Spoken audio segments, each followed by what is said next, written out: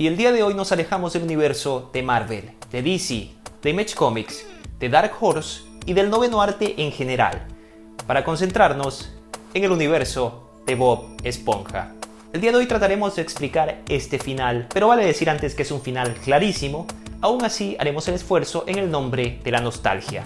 Y también haremos un breve análisis acerca de si esta película es superior a las anteriores. No sin antes decir que este video por supuesto contendrá muchísimos spoilers, así que recomendaría ver la película primero, pero si ya lo hiciste o si simplemente no te molestan los spoilers, pues bueno, ¿para qué estamos? Pues bien, si recordamos al final de esta película, vemos que Bob Esponja está a punto de ser ejecutado. Pero llegan a su rescate Arenita, Don Cangrejo, Calamardo y hasta Plankton.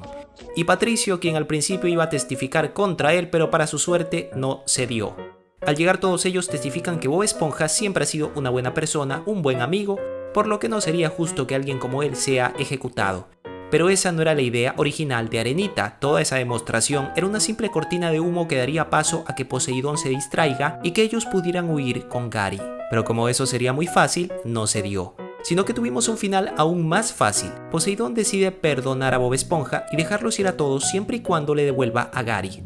Ah, no tan fácil entonces, pero Sabio aparece justo a tiempo para recordarle a Bob que el verdadero valor está dentro de él. Entonces Bob Esponja dice que no puede hacerlo porque ama a Gary, que ahora que sus amigos arriesgaron todo por él sabe que no puede simplemente abandonar a su mejor amigo.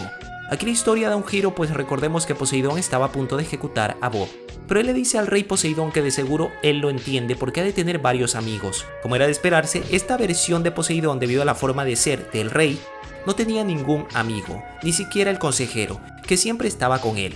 Aquí Bob Esponja reacciona diciéndole que él sería su amigo, pero Poseidón no le cree porque tenía su arruga. A lo que Bob le responde que eso no importa y que lo importante es el interior. Así como ya sabrán, el rey deja ver su cabeza calva, su barriga muy pronunciada, brazos flácidos y el hecho de que no tenía dientes. Y se acepta tal cual es. Un final muy simple, muy claro, y aquí se viene la solución más fácil que se le pudo dar a la película. Debido al gran valor de Bob Esponja y de sus amigos, el rey Poseidón simplemente lo perdona y lo deja ir con Gary. No solo eso, sino que también libera a otros caracoles de los cuales no se dijo mucho durante la película. Gary, quien de seguro no había visto a otro caracol desde que conoció a Bob, le dice que se queden con los caracoles y así sucede.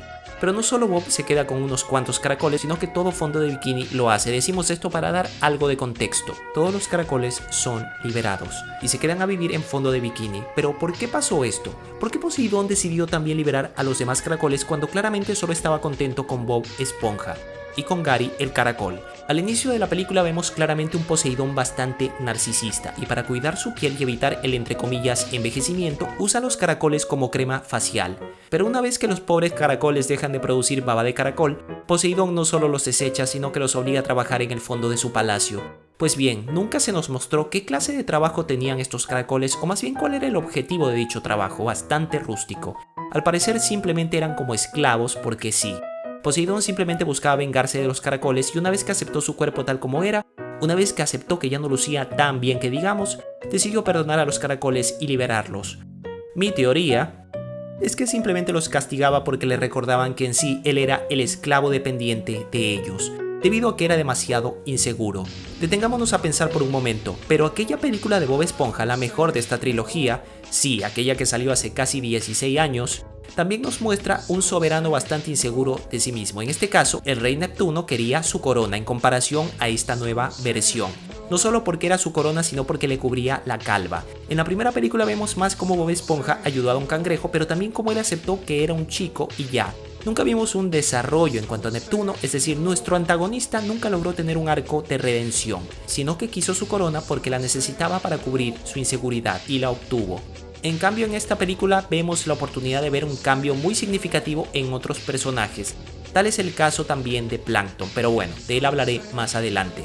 Claro, también en la primera película nos muestran que es más fácil en cuanto a la toma de sus decisiones. Tenía sí o sí que ayudar a Don Cangrejo y así sucede. Bob Esponja logra recuperar la corona y libera a todos el control de Plankton, pero en esta ocasión Bob no podía permitir que Gary sea utilizado como un mectante y no podía permitirse ser ejecutado públicamente, por lo que no le quedó más opción que cambiar al mismo Poseidón.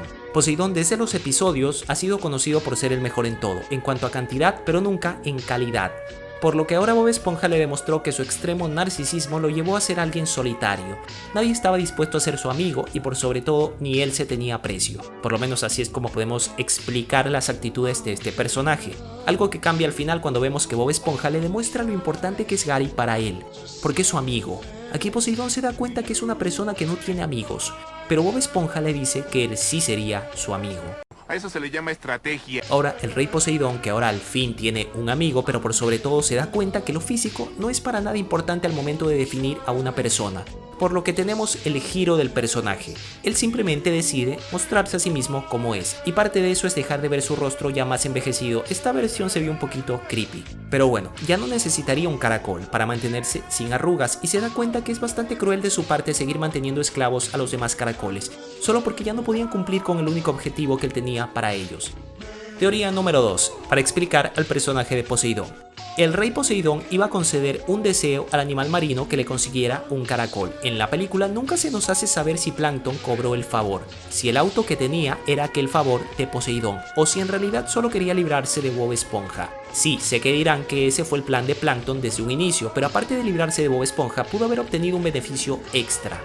Pero de nuevo, al parecer nunca cobró dicho favor, por lo menos no se lo confirma, por lo que Poseidón técnicamente estaba en deuda con la persona que le dio el caracol, o en este caso quizás se sintió en deuda con Bob Esponja, no solo por la gratitud de que ahora tenía un amigo, sino porque también le hizo entender que no era necesario el caracol, por lo que técnicamente Bob Esponja merecía dicho favor. Sí, Poseidón quería sentirse bien, para esto necesitaba el caracol, daría un favor a quien le trajera ese caracol, porque eso lo haría sentirse bien. Ahora que ya no necesitaría el caracol para sentirse bien, le dio el favor a la persona que hizo que su autoestima mejorara. Sí, sé que hasta este punto se preguntarán en qué beneficiaría a Bob Esponja que los caracoles hayan sido liberados. Pues en nada. Pero como sabemos y como se nos mostró en esta película, desde siempre él ha tratado de hacer felices a los demás y ayudar a todos en lo que se puede. Por lo que quizá no se beneficiaría en sí, pero le alegraría saber que gracias a él varios caracoles fueron liberados. Aunque en la película Gary también se alegra al ver que también existían muchos caracoles, así que indirectamente esto también benefició a Bob, pues Gary se puso contento. Ahora sabemos que al final Gary le dice a Bob Esponja que se quede con todos los caracoles, pero no todos los caracoles se quedan con Bob Esponja, sino que también son adoptados por los demás miembros de Fondo de Bikini. ¿Cómo pasan los caracoles de Atlantic City a Fondo de Bikini? En busca de un hogar. Al inicio de la película, en la descripción que tenemos de Atlantic City, vemos que es un lugar muy turístico, un lugar de apuestas, vicios y desenfreno, un lugar de total depravación moral, por lo menos así es como se lo muestra. No lo digo yo, lo dice la ciencia. ¡Extremo! Atlantic City era algo así como Las Vegas del mundo marino. Técnicamente no es un lugar para nada calmado y tranquilo, por lo que sería un lugar indicado para que los caracoles estuviesen allí. Y teniendo en cuenta que Fondo de Bikini también es un buen lugar incluso para las medusas, no era raro que Bob Esponja decidiera traérselos consigo y que los demás habitantes de Fondo de Bikini los recibieran muy bien.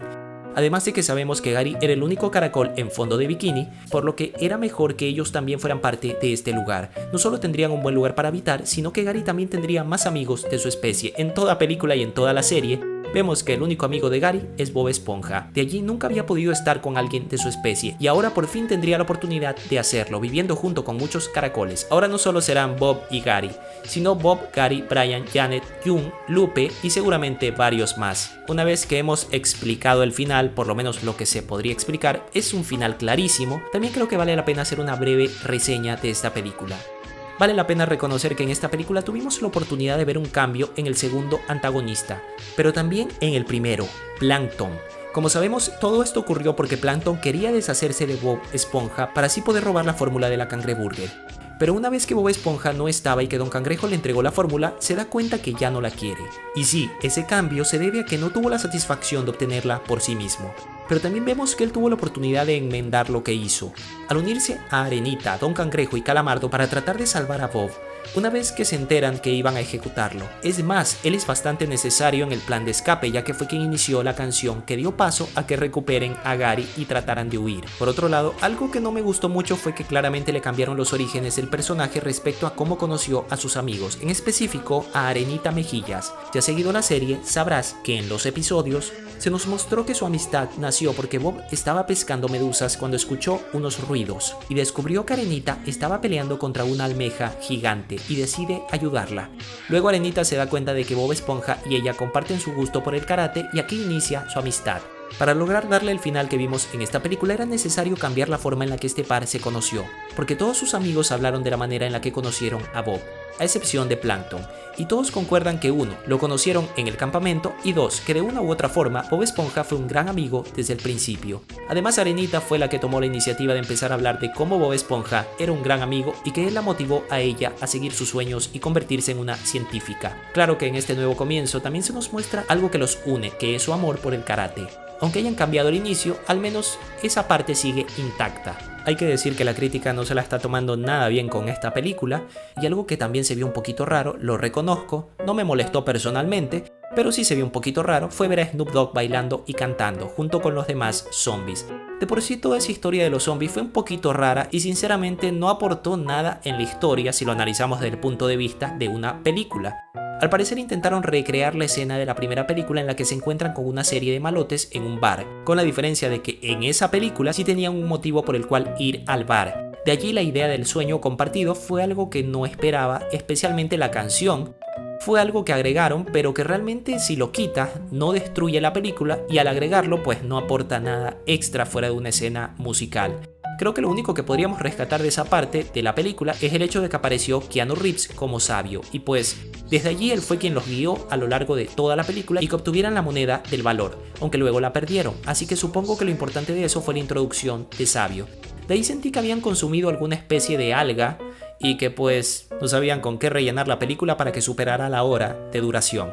Si quitamos la aparición de Snoop Dogg, concuerdo con que tuvieron una buena elección musical, eso sí, con esto me refiero a la canción Take On Me al final. Esa canción junto con las últimas escenas subió la calidad de la película considerablemente. Vale reconocer que aún así, aunque esta película puede ser entretenida para mucha gente, la primera película de Bob Esponja sigue siendo la mejor. Por más que me hayan reforzado la idea de la amistad una y otra vez, la escena en la que Bob y Patricio están a punto de morir juntos supera a toda la película en general. Pero siento que el final que le dieron a esta película fue aceptable, fue muy bueno ver que Gary ya no estaba solo cuando Bob iba al trabajo y que técnicamente los caracoles ya tenían un hogar.